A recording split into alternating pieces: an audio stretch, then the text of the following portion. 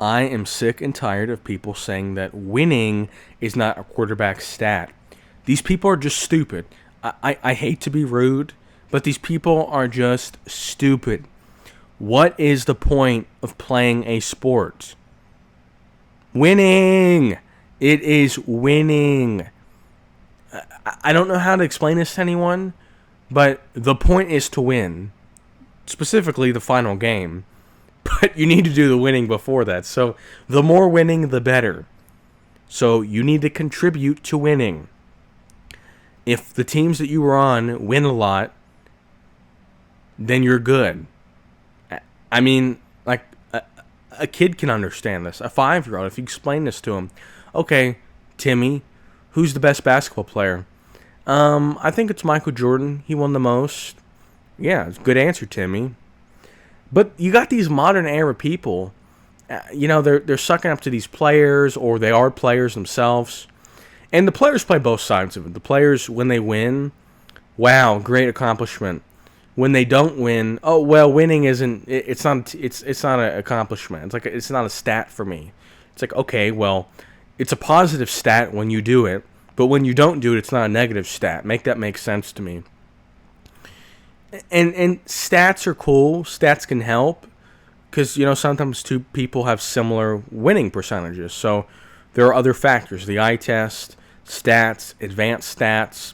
I'm not saying to never look at stats, but there are things that people do that help with winning that aren't stats. And look, everybody knows this. I mean, nobody's stupid. Everybody knows there are things that athletes do to help their team win that don't show up on a stat sheet. But there's also things that do show up in the stat sheet that are good, that hurt your team. A lot of these point guards in the NBA, and I know I started this video talking about the NFL, but a lot of these point guards in the NBA, like Luka or Jalen Brunson, they'll dribble out the entire shot clock and then pass it to somebody if they can't get an easy shot, and then they get a assist or nothing, but the offensive possession was wasted by their ISO dribbling, and the stats look good because either Luka gets an easy shot and can keep a field goal percentage at tie, or he gets an assist, but the whole offense revolves around him getting good stats. And that's the same thing with Jalen Brunson. I'm tired of people being like, oh my gosh, look at the stats and the highlights. Did they win? Because that's all that matters. You can be a quote-unquote good player. You can have good skills. But are you contributing to winning?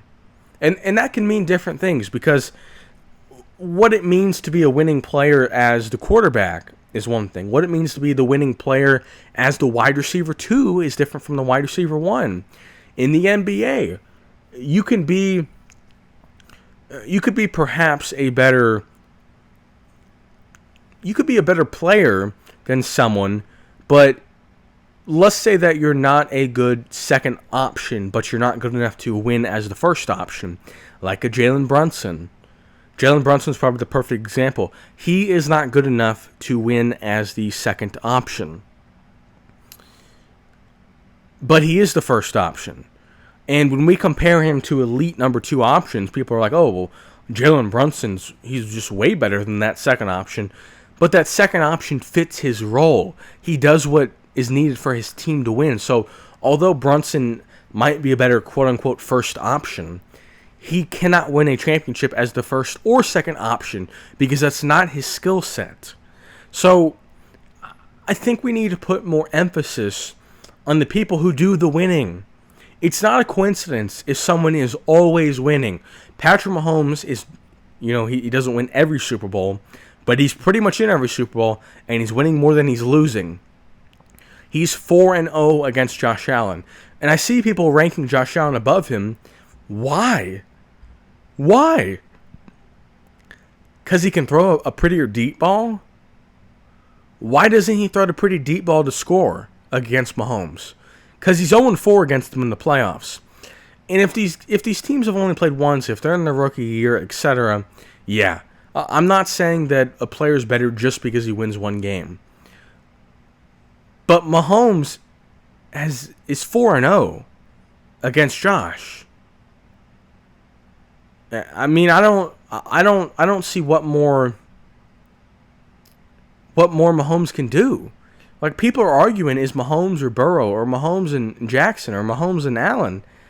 I'm like, Mahomes has more Super Bowl wins than Lamar has playoff wins. What are we talking about here? Seriously, legitimately, what are we talking about here in these sports? We're talking about Shea or Luka. Seriously? I mean, it offends my common sense that you can watch a sport and you know what the end objective is. The end objective is to win the final game. Now, you can still be good and not win the final game. If you win 80% of your regular season games and you don't win the final game, you're better than someone who won 40% and missed the playoffs. Yeah. It's not as simple as you win the championship, you're the best, and everyone else sucks. It's not that binary, because we know there are other factors. But the biggest factor is the winning. What else is the biggest factor? The passer rating? I don't care about the passer rating. I care about the biggest stat. There's one big stat, and everything else is ancillary. Everything else is icing on the cake. It can help tell the rest of the story. The winning is the engine and the transmission of the car. It's nice to have a new paint job and new tires, but you can have a shitty paint job and you can have a bald tires and the car still runs. You need the engine and transmission.